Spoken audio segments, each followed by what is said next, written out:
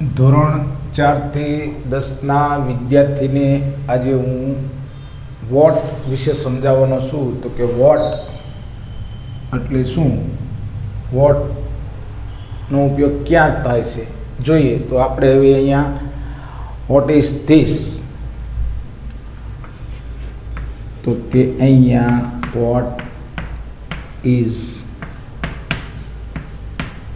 This પ્રશ્નાર્થ વાક્ય છે. વોટ ઇઝ ધીસ, તો કે આ શું છે, તો કે આ શું છે. બીજો શબ્દ લઈએ, what is that,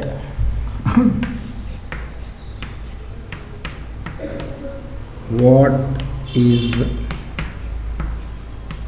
that, what is that, that એટલે તે અથવા પેલું, ઇઝ એટલે છે, વોટ એટલે શું, તો અહીંયા પેલું શું છે.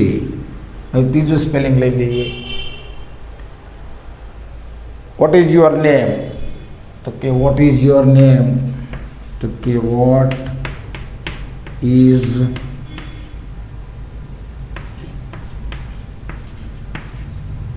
વોટ ઇઝ યોર નેમ, તો કે આપનું નામ શું છે અથવા તમારું નામ શું છે. વોટ ઇઝ યોર નેમ, તો કે આપનું નામ શું છે. ચોથું વાક્ય લઈ લઈએ, what do you want, what do you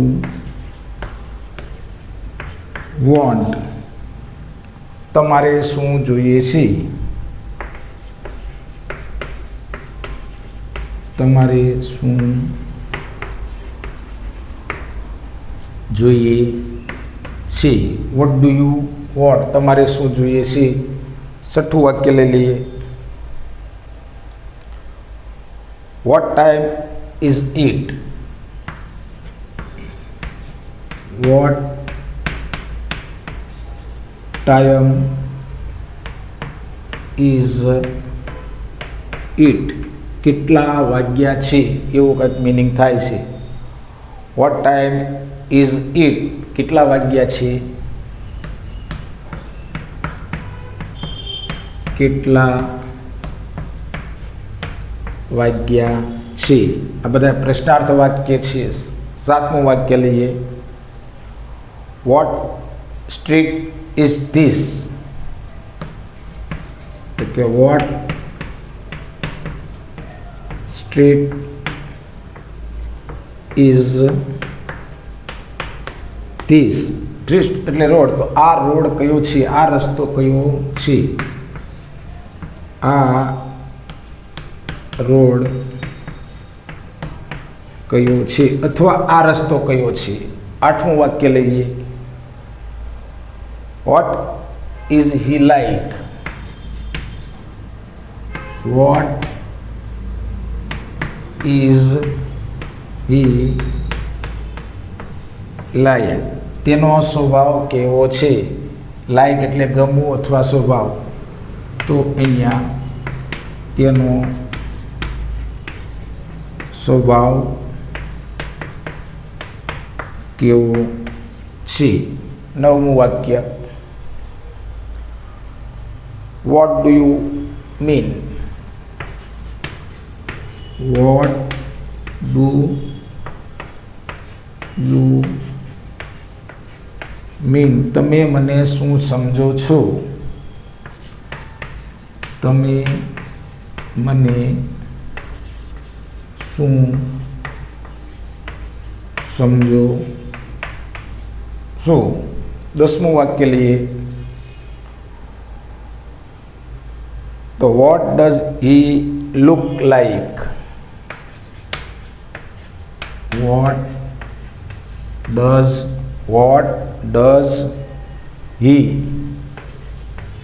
he look like, like એટલે દેખાવું, બરોબર છે. તો તે કેવો દેખાય છે? તો કે તે કેવો દેખાય છે.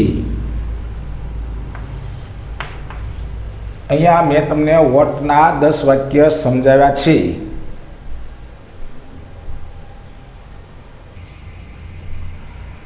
એટલે બહુ મહત્વનો સ્પેલિંગ છે કે ભાઈ અહીંયા આ વોટ એટલે શું છે, આ વસ્તુ શું છે, કોઈ વ્યવસાય જાણવા માટે, કંઈ પણ જાણવા માટે, કોઈ સમય જાણવા માટે કે ભાઈ વોટ એટલે શું, what is your name, what is your father's name. તો અહીંયા એક પ્રશ્ન લખીએ,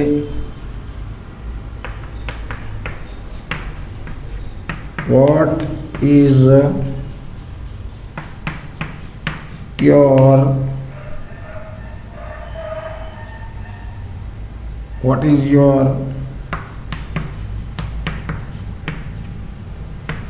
father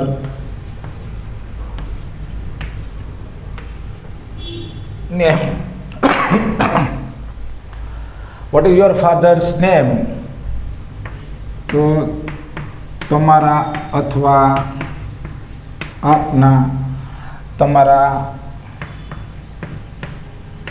પિતાજીનું નામ શું છે?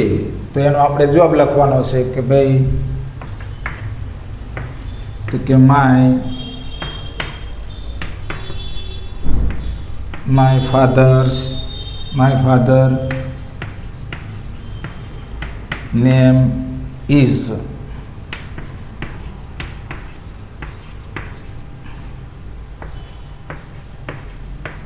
તો કે my father's name is Kalyanbhai. અહીંયા આપણે પ્રશ્નાર્થ પૂછ્યો વાક્ય છે કે ભાઈ what is your father's name? તો કે તમારા પિતાજીનું નામ શું છે? તો કે my father's name is Kalyanbhai. તો મારા પિતાજીનું નામ